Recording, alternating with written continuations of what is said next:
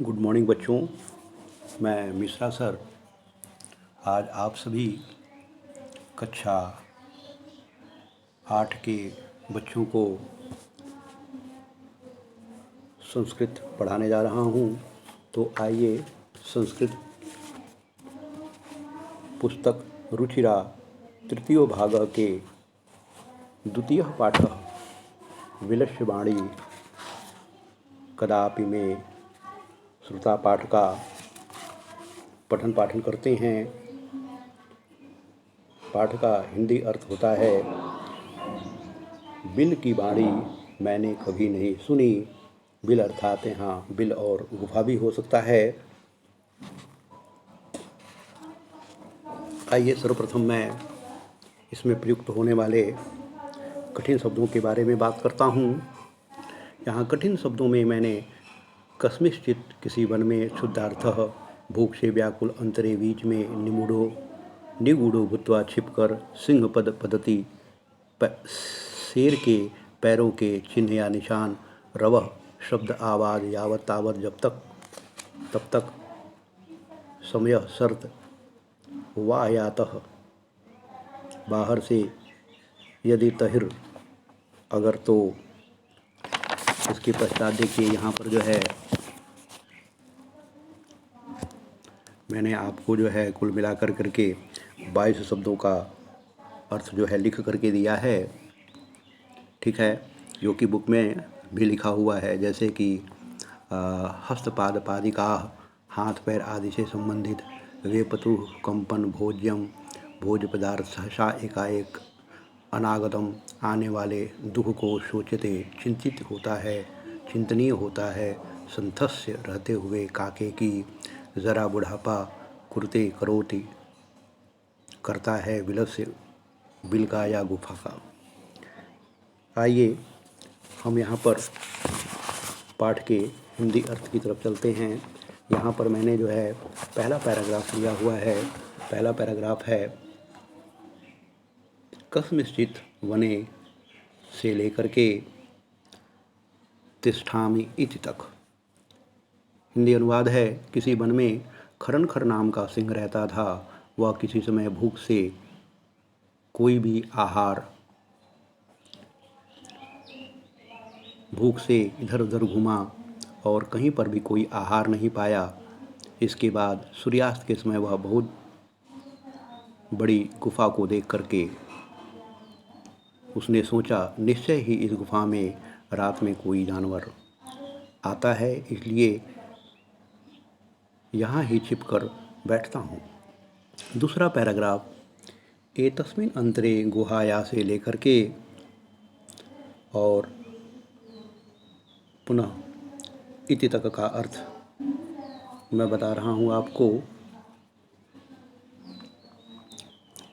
इसी बीच में गुफा का मालिक दधिपुक्ष नामक सियार वहाँ आया। उसने देखा कि सिंह के पैरों के निशान गुफा में प्रविष्ट होते हुए दिखाई देते हैं, परंतु बाहर जाते हुए नहीं दिखाई पड़ते हैं। इसके बाद सियार ने सोचा, मैं तो मारा गया, निश्चय ही इस गुफा में शेर रहता है, ऐसा सोचता हूँ मैं, तो मुझे क्या करना चाहिए। ऐसा सोचकर दूर से ही आवाज़ करना शुरू कर दिया, हे गुफा, क्या तुम्हें याद नहीं, मैंने तुम्हारे साथ एक समझौता किया था कि जब मैं बाहर से वापस आऊँगा तब तुम मुझे पुकारोगे। यदि तुम नहीं पुकारते हो या पुकारती हो तो मैं दूसरे गुफा में चला जाऊँगा, ऐसा।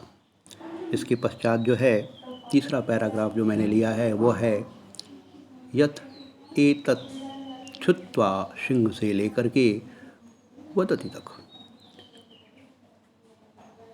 इसके बाद यह सुनकर सिंह ने सोचा, निश्चय ही यह गुफा अपने स्वामी को सदा बुलाती है, परंतु मेरे डर से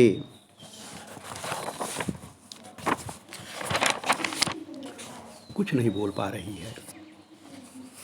अगला पैराग्राफ है, अथवा साधिवदम से लेकर के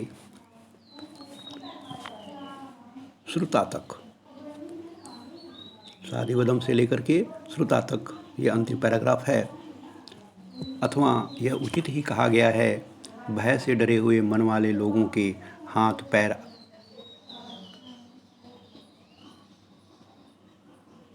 क्रिया नहीं हो पाते हैं, क्रियाशील नहीं हो पाते हैं।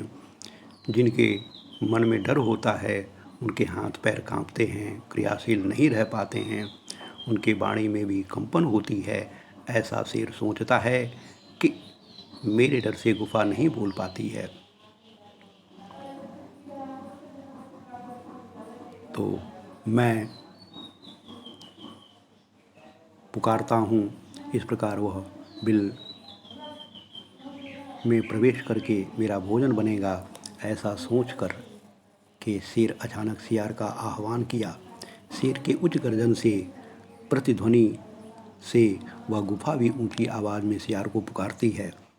इससे दूसरे जानवर भी भयभीत हो गए। सियार भी इसके बाद दूर भाग गया और ऐसा पढ़ा, जो भावी दुख को सोच लेता है वह शोभा पाता है, जो भावी दुख को नहीं सोचता है उसे शोक करना पड़ता है। इस वन में रहते हुए मुझे बहुत साल हो गया, परंतु मैंने बिल गुफा को बोलते हुए कभी नहीं सुना। तत्पश्चात जो है हम लोग प्रश्न उत्तर की तरफ आते हैं। यहाँ पर एक पदेन उत्तरत में मैंने 5 प्रश्न आपको लिख करके दिए हैं, जिसे मैंने कि आपको अच्छी तरह से समझाया है। देखिए, यहाँ पर केवल प्रश्न के जगह पर हम उत्तर शब्दों का प्रयोग कर करके और प्रश्न को ही उत्तर में परिवर्तित कर देंगे। जैसे सिंह से नाम किम, सिंह का नाम क्या था।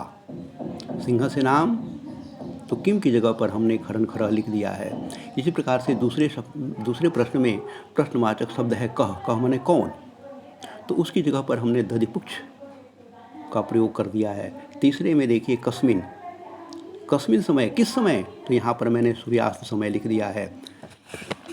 इसी प्रकार से यहाँ पर जो है प्रश्नों के उत्तर मैंने लिख करके आपको दिखाए हैं और इससे आपको याद करने में काफ़ी सुविधा होगी। देखिए, यहाँ पर भी मैंने जो है आपके 5 प्रश्नों के उत्तर लिख के दिखाए हैं। अब देखिए, घ प्रश्न में बताता हूँ मैं। श्रृंगालः कुत्र पलायति, कुत्र माने कहाँ, तो कहाँ की जगह पर मैंने यहाँ पर प्रश्न जोड़ दिया, उत्तर जोड़ दिया है दूरम, तो उत्तर हो गया श्रृंगालः दूरम पलायति, दूर भाग गया। इसी के बाद से यहाँ पर जो है मैंने कुल 6 प्रश्नों के उत्तर लिखे हैं। तत्पश्चात हम आते हैं रेखांकित पदानि आधृत्य प्रश्न निर्माणम कुरुतः। यहाँ पर जो रेखांकित है, जिस शब्द के नीचे जो है रेखा खींची गई है, उससे जो है हम प्रश्न का निर्माण करें। उसकी जगह पर प्रश्नवाचक शब्द का प्रयोग करके हम प्रश्न का निर्माण करें।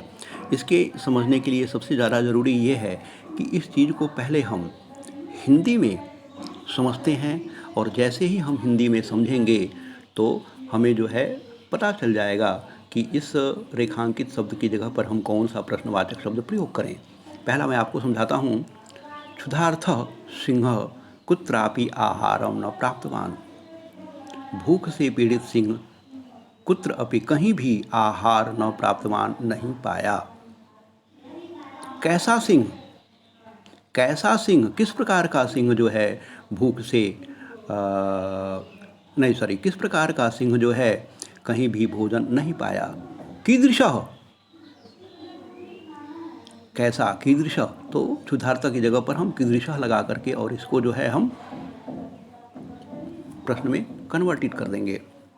फिर है ख, दधिपुक्ष नाम श्रृंगालः गुहायाम स्वामी आसीत। किस नाम का, दधिपुक्ष की जगह पर हम प्रश्न लगाते हैं, किस नाम का सियार गुफा का स्वामी था, किम, तो इस प्रकार से जो है हम इसके अर्थ को समझ लेंगे।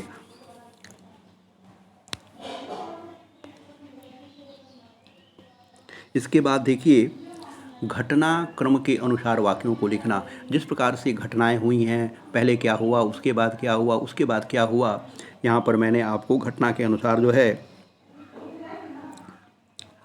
लिख दिया है, लिख करके भेज दिया है। जैसे सबसे पहले नंबर पे आता है परिभ्रमण सिंह क्षुधार्तो जातः। बात दूसरे नंबर पे है सिंहा एका महती गुहाम अपश्यत। ठीक है, इस प्रकार से मैंने इसको कर करके आपको दिखा दिया है। इसमें जो है कुल 2, 3, 5, 6 प्रश्नों के उत्तर जो है मैंने आपको लिख करके दिखाए हैं यहाँ पर। इसके बाद आखिरी जो प्रश्न मेरा इसके अंतर्गत आता है 7वां, वो दूसरे पेज पर है। ठीक है, सबसे लास्ट में है दूरम पलायमान सिंघालः श्लोकम अपठत। और जब वो डर करके भागता है लास्ट में तो एक श्लोक पढ़ता है, वही जो है यहाँ पर अंतिम इसका वाक्य है। यहीं पर मेरा वीडियो समाप्त होता है। थैंक यू, धन्यवाद।